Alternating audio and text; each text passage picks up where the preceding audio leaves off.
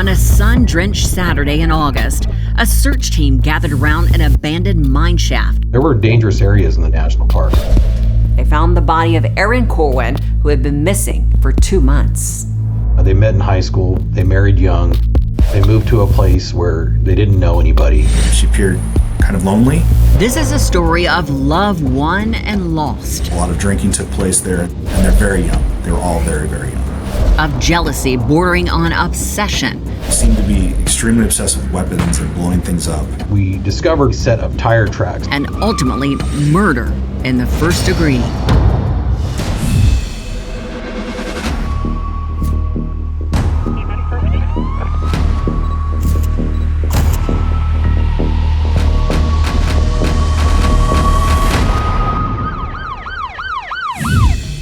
Hi, I'm Nancy O'Dell. Today's Crime Expose takes us to Twentynine Palms, California.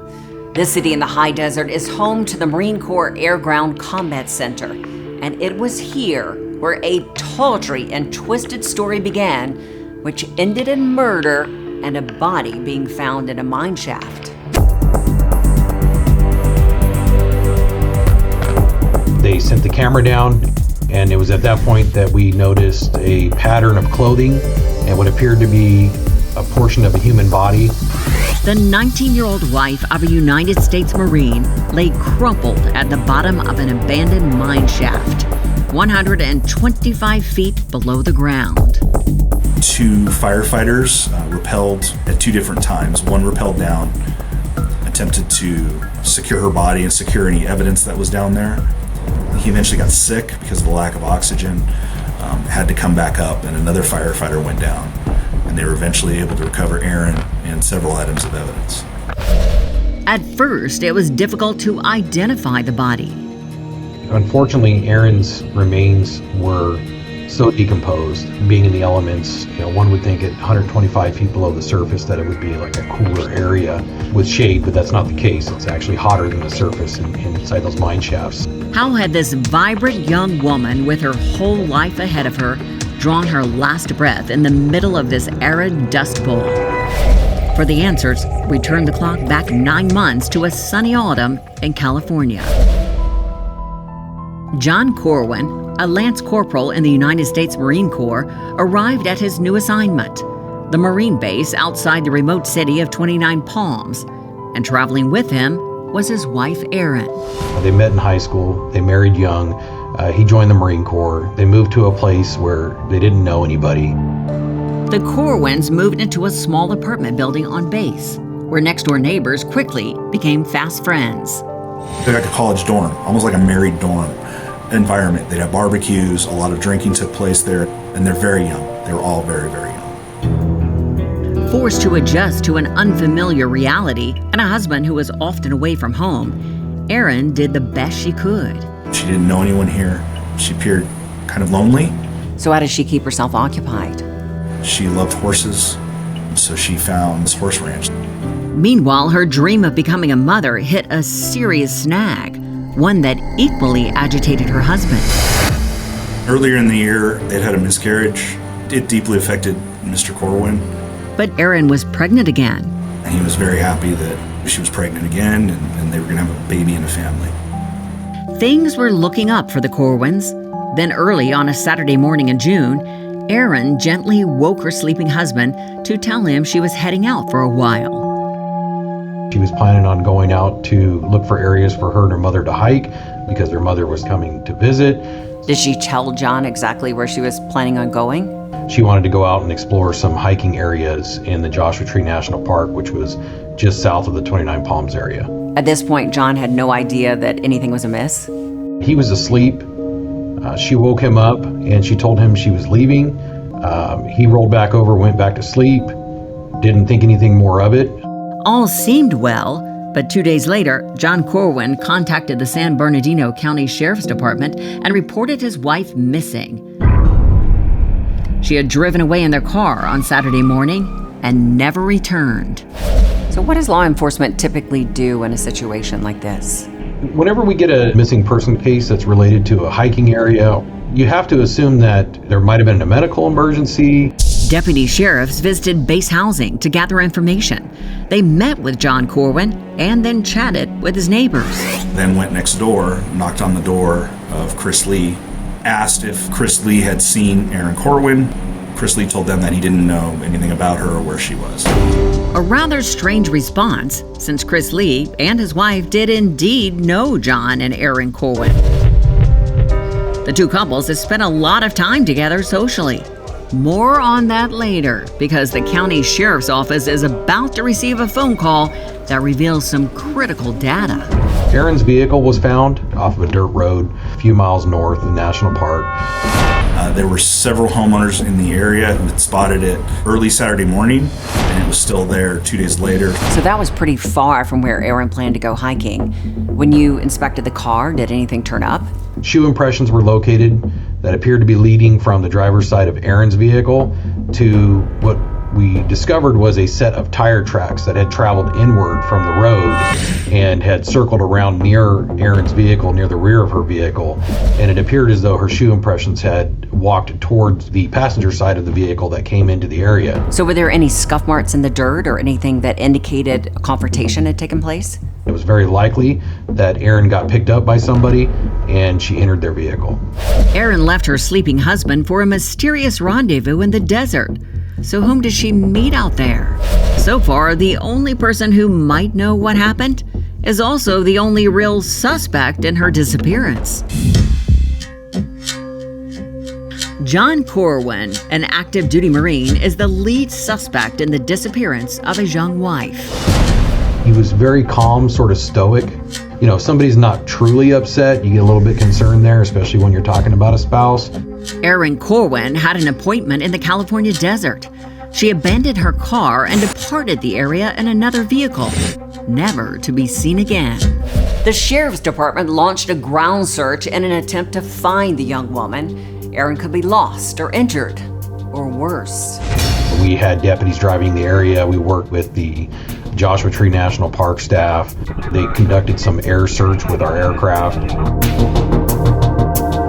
Nothing truly alarming came out, except when he started to discuss the relationship between his neighbors and him and his wife. Neighbor Chris Lee had originally stated that he didn't even know Erin Corwin, who lived right next door. This turned out to be a lie, and it wasn't the only thing off-kilter about Chris Lee. He seemed to be extremely obsessed with weapons and blowing things up. Being defiant appeared to run in the family. Almost immediately, Lee's wife became uncooperative with investigators. She was telling us to leave, that we had no business being at the location. What was going on between these four so-called friends? If they were hiding something, they were running out of time because the sheriff's office was cranking up the intensity of the investigation. The homicide detail got contacted. So why did the sheriff's office switch this case from a missing persons case to a homicide? She had not utilized her bank account. She had not utilized her phone. The station level investigators decided that this might need a deeper investigation. So that's when we in the homicide detail got contacted. I know you acquired search warrants to look at the phone records. What'd you find out? Approximately a week prior to Erin's disappearance, Christopher Lee, he went with a friend of his into the national park. His friend was taking photographs to the mine shafts of the national park. There was 1 week between Chris Lee's recognizance of mine shafts and Erin Corwin's exploration of hiking trails. There was no direct connection, except that they had planned to explore similar terrain. Joshua Tree is a vast, vast desert, and there are literally thousands of mine shafts. After chronologically lining up the cell phone photos that Chris Lee's friend had taken, investigators assembled a search team and began a long, slow survey of the desert floor. The days dragged on, 2 months, 100 mine shafts, and nothing turned up. Then, at the bottom of the last mine on their list, the search team found the decomposing body of Erin Corwin. So many people would think maybe Erin just fell into the pit, but you found some strange items near her body. At the bottom of the mine shaft next to Erin were 2 tires, a makeshift torch, a propane tank, and on top of her body was a Sprite bottle. And when the search team examined the body, they realized that Erin had been murdered. Well, they found a garrote that was wrapped around her neck and twisted and actually caught up in the back of her hair. So go over each piece of evidence with me, the tires. I understand that Chris Lee had actually searched how to dispose of a body. When he discussed with investigators the best way to get rid of a dead body was putting a body under tires. Tires tend to burn for a long period of time and they incinerate the body. Okay, so let's move on to the propane tank. I understand this relates to Chris Lee again and his interest in weapons. He told the friend that morning that he was going to try to throw the propane tank down a mine shaft and blow up a mine shaft. And finally, how about the soda bottle that was thrown down in the bottom of the mine shaft? The Sprite bottle had DNA from both Erin Corwin and Chris Lee. We know that Erin and her husband John were expecting a baby, but their goal of becoming parents, as with all of their hopes and dreams, died in the desert on a lonely Saturday morning.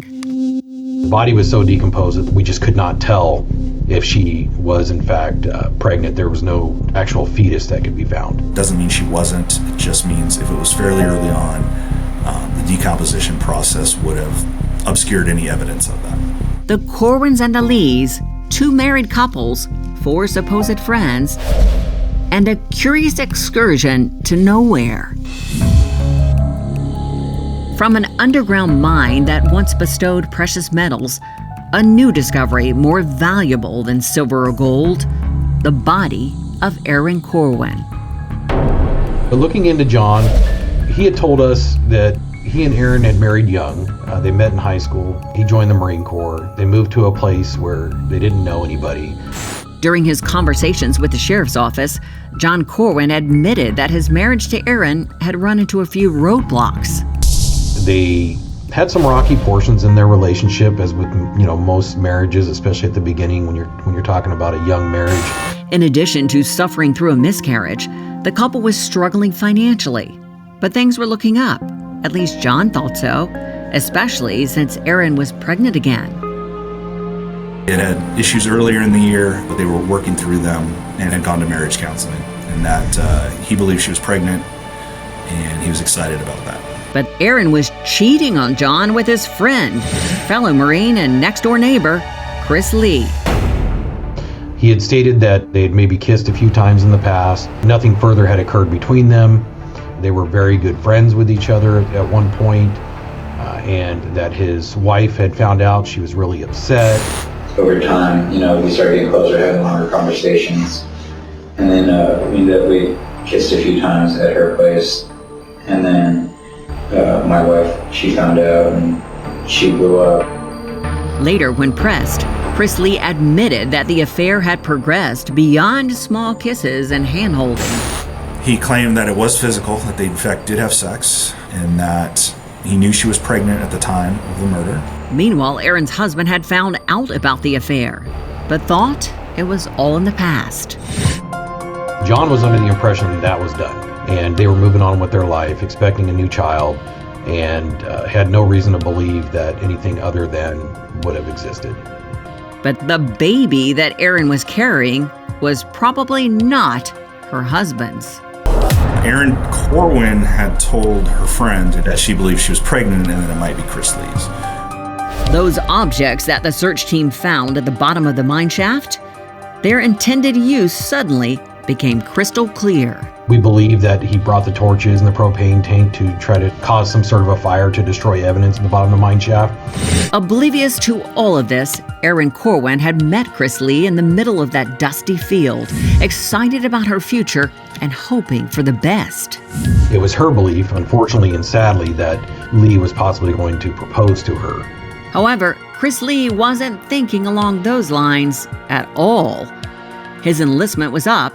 He was getting out of the military, and he was moving to Alaska. He knew that Erin Corwin was pregnant, and he knew that it could be his child. And he knew that Erin wanted to move to Alaska with him. And he knew that he had led Erin on to believe that they could have a relationship in Alaska. And he also knew that his wife and child were not going to take kindly to that. And so, Chris Lee chose the only course of action he could think of. He had to get rid of her. In his mind, that's what he had to do. So what actually happened then when Eric and Chris met up in the desert? It was kind of a tense conversation. He approached her as she was facing away from him, crying, put the garrote around her neck, twisted it, and turned to where he was in a back-to-back position and hung her over his back. When Erin was dead, Chris hurled her body down a nearby mine shaft, along with the car tires and other objects that he needed to hide. Chris Lee then took off to Alaska, but he couldn't hide there forever. Law enforcement caught up with him, and he found himself back in California facing a judge and a jury. He was charged with first-degree murder with the special circumstance of lying in wait. That is, he essentially waited for an opportunity to act, made a decision to kill. Once he saw the opportunity that he could kill, that's when he did it. The first day of testimony, I could characterize him as sad. I think he did try to cry, but it didn't work. There were no tears. It was just crocodile tears. I made my own garrote. I actually went to Home Depot and bought the items and made my own, and I obtained a dummy. And I had him get off the stand, and I had put the garrote that I made into his hands and had him demonstrate how he killed her. And Chris actually testified that he had strangled her for 5 minutes. So is it true? I understand that during the simulation, you actually cut the time in half because that visual was so intense. I saw jurors crying. There were tears in their eyes. A lot of jurors wouldn't look at him anymore as he was doing it. They were looking at the ceiling. So what were you trying to get across to the jurors? It was crucial to show that this was premeditated. He thought about life, he thought about death, and he chose death. After this horrifying glimpse into the mind of a murderer, the jury found Chris Lee guilty. He was sentenced to life in prison without the possibility of parole. Erin Corwin cultivated a love triangle, thinking that new companionship might possibly solve the problems in her marriage. But instead, she learned, and all too late, that illicit romance can be destructive. And she paid for that new knowledge with her life. And now it is time for today's Safety Spotlight. The tragic case of Erin Corwin underscores the significant risks that can arise from intimate partner violence, particularly when infidelity is involved. Pay attention to your partner's behavior and reactions, especially if there are signs of possessiveness, jealousy, or aggression. If you notice any red flags, or if the person has a history of violence or threats, take extra precautions. Seek the advice of therapists or counselors who can provide guidance on managing relationship issues and personal safety. And if you are in an abusive relationship, call the National Domestic Violence Hotline at 1-800-799-SAFE or visit thehotline.org. For all of us here at Crime Exposé, please join us next time and stay safe.